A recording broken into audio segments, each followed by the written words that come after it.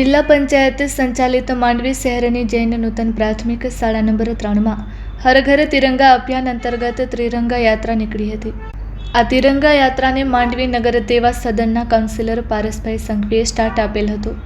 આ પ્રસંગે શાળાના આચાર્ય પુનિતભાઈ વાસાણી, શાળાની સ્કૂલ મેનેજમેન્ટ કમિટીના અધ્યક્ષા શ્રીમતી કુંજલબેન શાહ, શિક્ષણ વદ અને રાષ્ટ્રપતિ એવોર્ડ વિજેતા દિનેશભાઈ શાહ, શિક્ષક આગેવાન મનુભા જાડેજા, એસએમસીના પૂર્વ પ્રમુખ દિલીપભાઈ પીઠડિયા, શાળાનો સ્ટાફ અને શાળાના વિદ્યાર્થીઓ યુનિફોર્મ સાથે ત્રિરંગા યાત્રામાં જોડાયા હતા।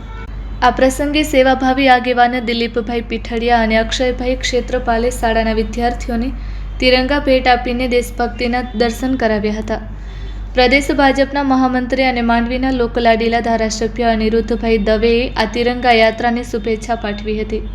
આ તિરંગા યાત્રામાં માંડવી નગર સેવા સદનના કાઉન્સિલર હેમાંગભાઈ કાનાણી ઉપરાંત ભાવિનીબેન વાસાણી, વર્ષાબેન સોમૈયા, દિગ્વિજયાબેન મકવાણા, સાનિયાબેન કોરેજા અને શાળાના વિદ્યાર્થીઓ તિરંગા યાત્રામાં જોડાયા હતા।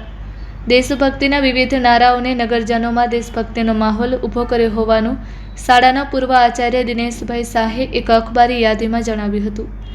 Report by Amitbhai Bhanushali, Naliya, Abdasa, Kutch.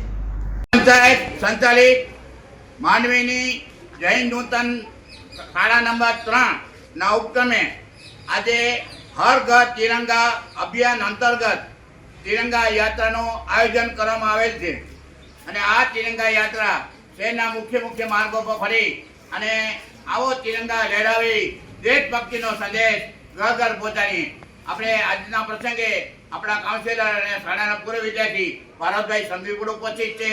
આપણા પૂર્વ એસએમસીના દિલીપભાઈ, શાળાના આચાર્ય પુનિતભાઈ, મનુભા બાપુ અને શાળાનો સમગ્ર સ્ટાફ આજે સમગ્ર દેશમાં 2 દિવસથી તિરંગા યાત્રાનું આયોજન થઈ રહ્યું છે અને આવતીકાલે આપણા માંડવીના આવતીકાલે જે છે પ્રદેશ ભાજપના મહામંત્રી અને માંડવીના લોકલાડીલા ધારાસભ્ય અનિરુદ્ધભાઈ દવે ના સાનિધ્યમાં બહુ મોટી તિરંગા યાત્રા નીકળવાની છે। માત્ર તિરંગા યાત્રા નહીં પણ માંડવી શહેરમાં વિવિધ કાર્યક્રમોનું આયોજન પણ કર્યું છે અને એ કાર્યક્રમમાં આપણે સૌ જોડાઈએ એવી હું શાળાના એસએમસી દિનેશ શાહ બધાને વિનંતી કરું છું। આવો તિરંગા લહેરાવી દેશભક્તિનો સંદેશ ઘર ઘર પહોંચાડીએ।